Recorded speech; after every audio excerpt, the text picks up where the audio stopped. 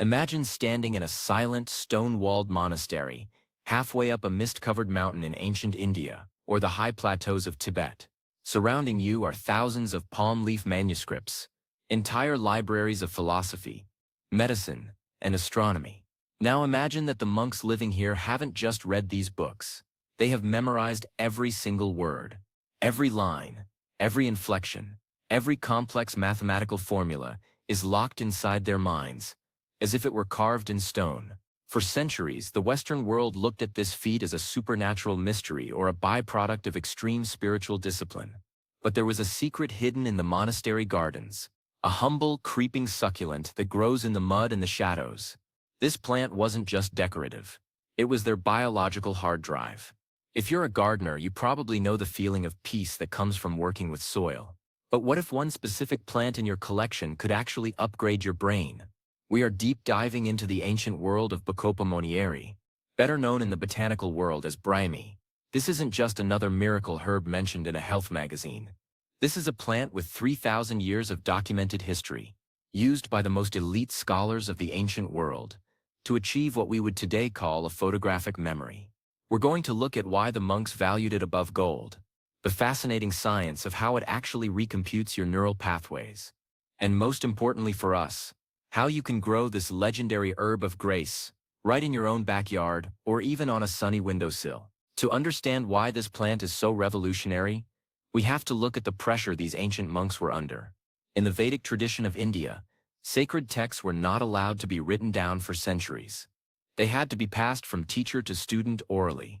If a monk forgot a chapter, that knowledge was effectively deleted from human history. They needed a tool to sharpen the mind to a razor's edge. They discovered that by consuming the juice of a specific water-loving plant, the mental fog would lift. They called it Brahmi, named after Brahmi, the Hindu god of creation and the universal intellect. As gardeners, we are often focused on the aesthetics of a plant, the color of the bloom, the shape of the leaf. But when you look at Bacopa monnieri, you're looking at a master of resilience. It is a perennial, creeping herb that loves wetlands.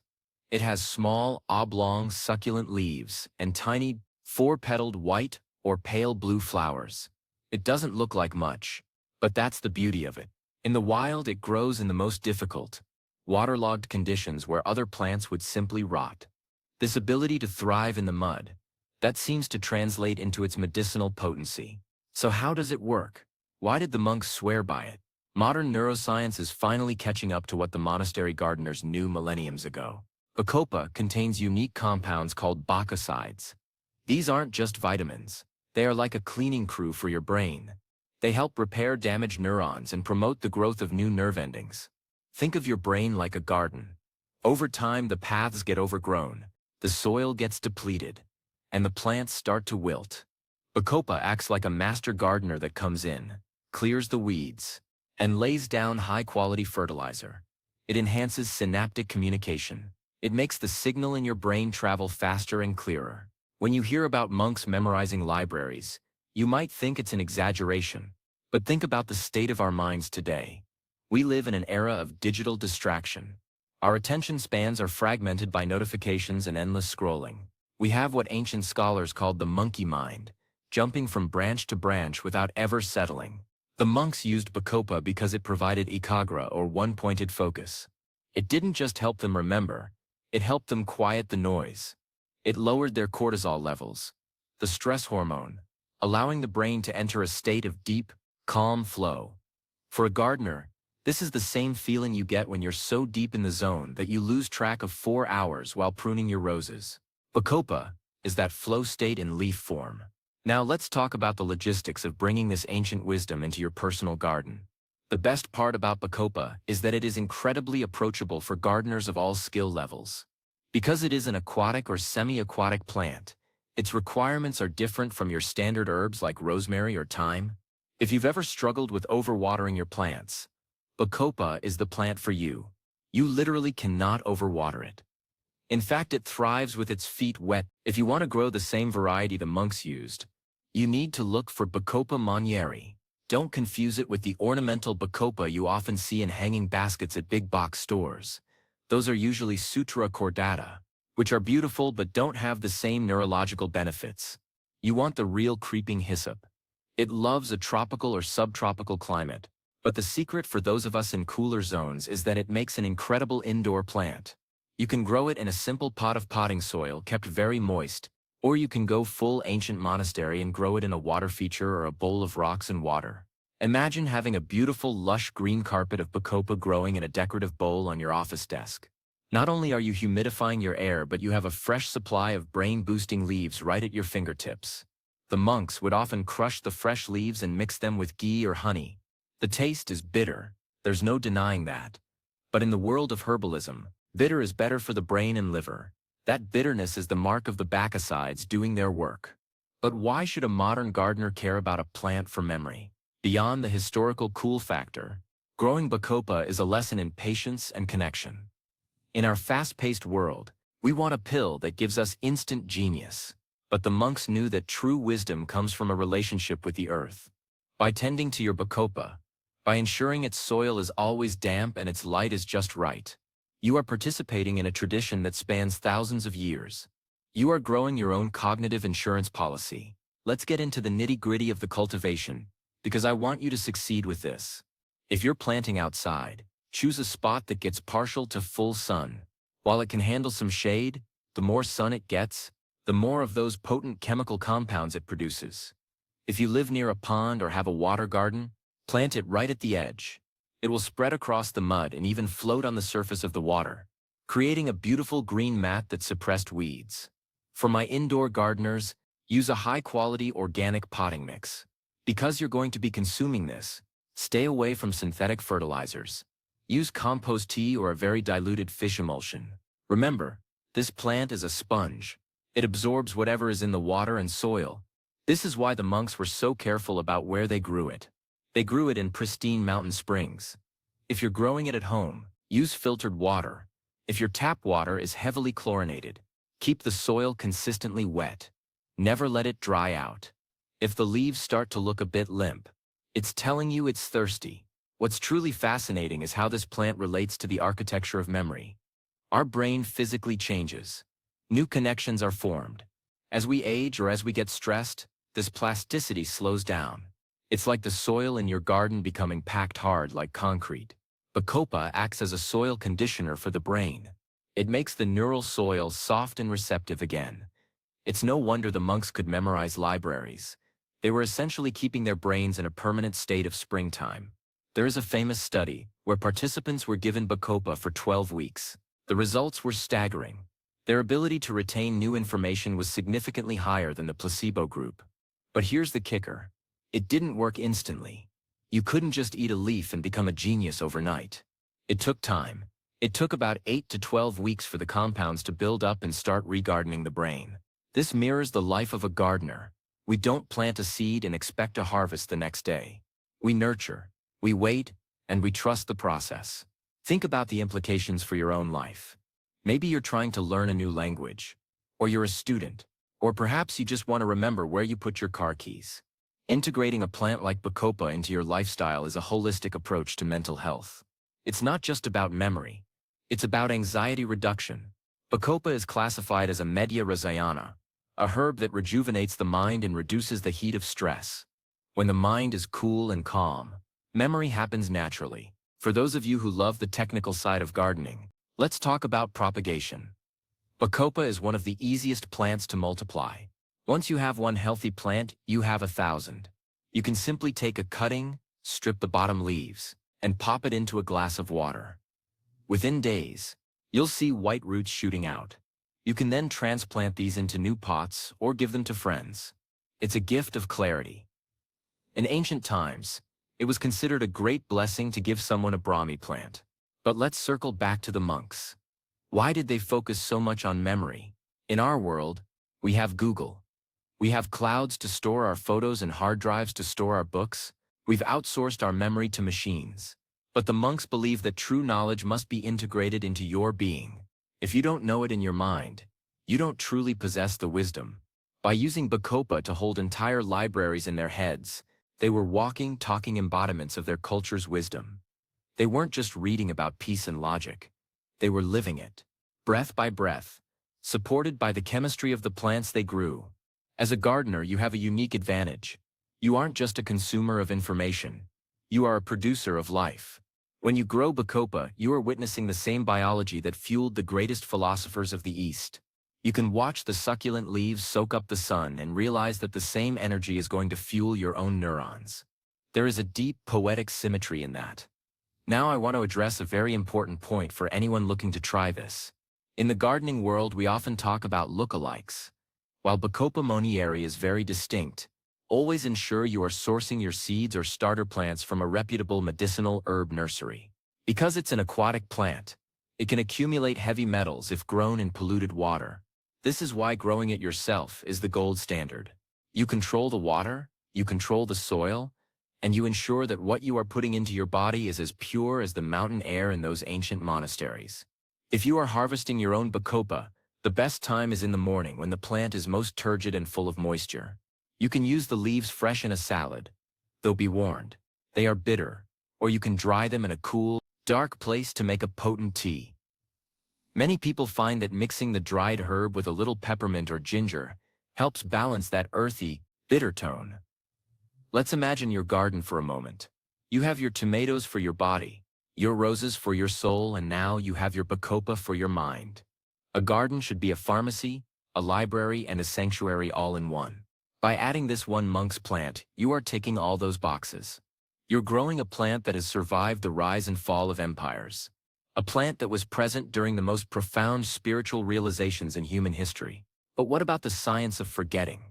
Why do we forget things in the first place? It's because of oxidative stress, and that process creates rust or free radicals. It goes into the brain and mops up that rust. For a gardener, think of it like cleaning your tools. If you leave your shears out in the rain, they get rusty and won't cut. If you clean them and oil them, they stay sharp for decades. Bacopa oils the gears of your memory. I want you to think about the last time you felt truly sharp. Maybe it was after a long hike or a great night's sleep. That feeling of clarity is what the monks lived in every day. They didn't see the plant as a hack or a shortcut. They saw it as a partner. The plant provides the chemistry, and the monk provides the discipline. As gardeners, we provide the environment. It is a three-way partnership between the human, the plant, and the earth. If you're worried about space, don't be. Bacopa is the ultimate small space hero. Because it's a creeper, it doesn't need deep soil. A shallow tray is actually better because it allows the plant to spread horizontally, rooting at every node. This nodal rooting is why it's so hardy. Even if one part of the plant gets damaged, the rest of it is independently rooted and can keep growing. It's a plant that refuses to give up, exactly the kind of energy you want for your brain. In the higher elevations where some of these monasteries were located, the air is thin and the environment is harsh. Yet, these plants thrived. They developed thick, succulent leaves to store water and nutrients. When we consume those leaves, we are taking in that concentrated resilience. We are teaching our brains how to be succulent, how to hold on to what is valuable even when the external environment is dry or stressful. So, here is your call to action as a gardener and a seeker of knowledge. Don't just take my word for it. Research the history of the Saraswati herb, another name for bacopa. Look at the clinical trials from the last 10 years that show its impact on word recall and mental processing speed. But more importantly, get your hands in some wet soil. Find a Bacopa monnieri plant. Watch it grow. Watch those tiny white flowers bloom and realize that within those small petals is the secret to human potential. The ancient monks didn't have computers, but they had something better. They had a deep, intuitive understanding of the botanical world. They knew that for every human need, there is a plant that provides the answer. Need energy? There's a root for that. Need sleep? There's a flower for that. Need to remember the entire library of human wisdom? There's Bacopa. As you sit in your garden this evening, or look at your plants on the windowsill, think about the hidden powers they hold. We often look at plants and see greenery, but we are actually looking at complex chemical laboratories. The Bacopa plant is a master of neuroregeneration. It's a bridge between the ancient past and the future of cognitive health. By growing this plant, you are preserving a piece of living history. You are continuing a lineage of gardeners who understood that the mind and the garden are the same thing. Both need to be weeded. Both need to be fed. and both have the capacity to grow far beyond their initial boundaries. Whether you're trying to memorize a library or just remember your neighbor's name, the herb of grace is waiting for you to plant it. Keep your soil damp, keep your mind open, and never stop growing. The secrets of the ancient monks aren't locked away in some distant mountain. They are right here, in the plants we choose to nurture. The smallest, humblest plant in the mud is the one that can take us the furthest. When you look at the bacopa in your garden, you might see a simple ground cover. But now you know the truth. You're looking at the biological foundation of some of the greatest intellectual feats in history. You're looking at a plant that doesn't just grow in water, but helps the waters of the mind flow clearly. For the modern gardener, this is the ultimate reward. It's not just about a harvest you can eat. It's about a harvest you can think with. It's about cultivating a brain that is as lush, vibrant, and resilient as a well-tended garden. So, go out there and find some Brahmi. Start your own monastery garden in a small pot or a large pond. Your brain and your garden will thank you for it.